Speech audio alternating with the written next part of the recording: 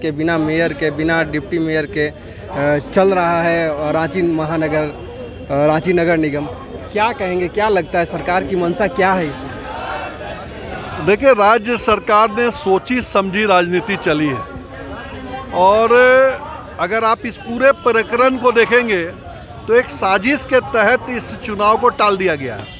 नवंबर माह जो कि कार्यकाल के 6 महीने पहले का आता है, आप उस समय चुनाव की घोषणा करने के लिए तत्पर हो जाते हैं, आरक्षण घोषित हो जाता है, अब फिर उसी आरक्षण को अपने ही लोगों के माध्यम से उठा के अब फिर उसको परिवर्तन करने के लिए कैबिनेट बुला लेते हैं और फिर चुनाव आयोग के प्रेस कॉन्फ्रेंस के ठीक पहले पूरे के पूरे चुनाव को स्थगित कर दिया जाता है। और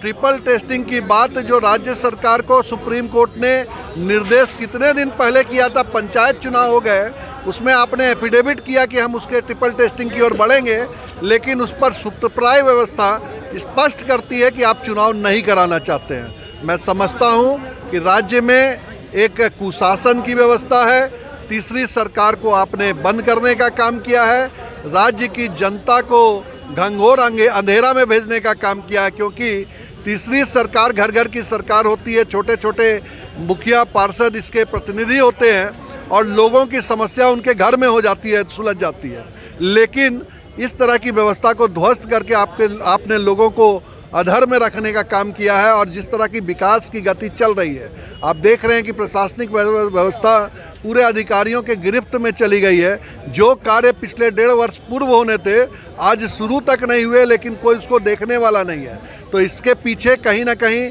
चुनाव नहीं होना मैं समझता हूं कि सबसे आवश्यक था, जो नहीं हुआ, जिसका परिणाम ये हो रहा है। तो आज ये सरकार बिल्कुल निकम्मेपन के कारण राज्य में निकाय चुनाव को कराने में असक्षम हुई है और राज्य सरकार जिस तरह का कार्य कर रही है, मुझे लगता है कि कुछ पार्षदों के समूह ने हाईकोर्ट में भी इस पर अवमानना का